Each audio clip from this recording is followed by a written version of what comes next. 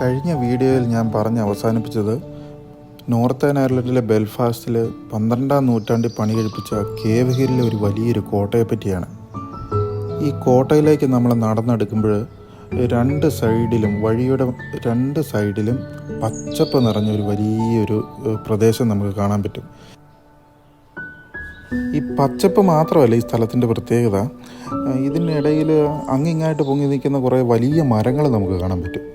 ഈ മരങ്ങൾക്കിടയിലൂടെ നമുക്ക് പേര് പോലും അറിയത്തില്ലാത്ത കുറേ കിളികൾ വന്ന് ചിലയ്ക്കുന്നതും അതിൻ്റെ ശബ്ദങ്ങളൊക്കെ കേൾക്കാൻ നല്ല രസമുണ്ട്. അപ്പോൾ ഇതിനിടയിൽ കൂടെ, ഈ പച്ചപ്പിനിടയിൽ കൂടെ കുറച്ച് കാട്ടുമുയലുകൾ എനിക്ക് കാണാൻ സാധിച്ചു. ഇതൊരു വനയോര മേഖലയാണെന്ന് ചോദിച്ചാൽ വനയോര മേഖലയല്ല താനും, എന്നാൽ ഒരു കാടായിട്ട് നമുക്കിത് ഫീൽ ചെയ്യുന്നുമുണ്ട്. അപ്പോൾ വൈകുന്നേര സമയങ്ങളിൽ കൂടുതൽ ആൾക്കാർ നടക്കാൻ ഇറങ്ങുന്ന ഒരു സ്ഥലമായിട്ടാണ് എനിക്ക് തോന്നിയത് ഇത്. അപ്പോൾ ഈ കോട്ടയുടെ മുൻവാതിലിലേക്ക് നമ്മൾ നടന്നെടുക്കുമ്പോൾ വലിയൊരു ഉദ്യാനമാണ് നമുക്ക് കാണാൻ സാധിക്കുന്നത്.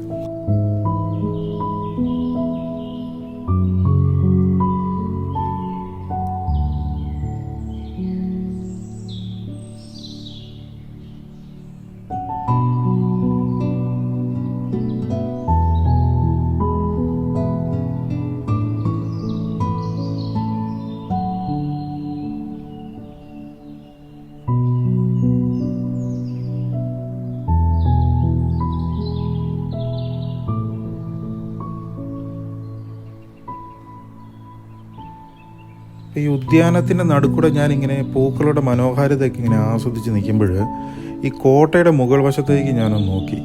അപ്പോൾ അവിടെ കാണാൻ പറ്റിയത് ആ കോട്ടയുടെ മുകളിലേക്ക് മറിഞ്ഞു വീഴാറായി നിൽക്കുന്ന ഒരു വലിയൊരു മലയാണ്. അതാണ് ഈ കേവ് ഹില്ല് എന്ന് അറിയപ്പെടുന്നത്. അപ്പം ഞാൻ ഈ കേവ് ഹില്ലിലേക്ക് നേരത്തെ പോയ വീഡിയോസൊക്കെ ഇതിനോടകം ഉൾപ്പെടുത്തിയിട്ടുണ്ട്. അപ്പോൾ ഈ കേവ് ഹില്ലിൻ്റെ പ്രത്യേകത എന്ന് പറഞ്ഞാൽ അതിൻ്റെ മധ്യഭാഗത്തായിട്ട് കാണുന്ന 2 ഗുഹകൾ,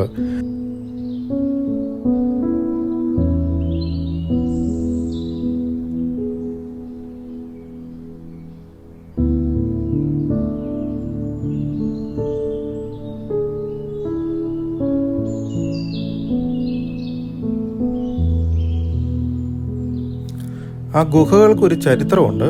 അതായത് 65 ദശലക്ഷം വർഷങ്ങൾക്ക് മുമ്പ് നമ്മൾ ഈ സിനിമയിലൊക്കെ കാണുന്ന ദിനോസറുകളുടെ കാലത്ത് അവിടെ ഒരു ലാവാ സ്ഫോടനം ഉണ്ടാവുകയും അതിൽ നിന്ന് രൂപാന്തരപ്പെടുകയും ചെയ്ത ഗുഹയാണെന്നാണ് ചരിത്രം പറയുന്നത്.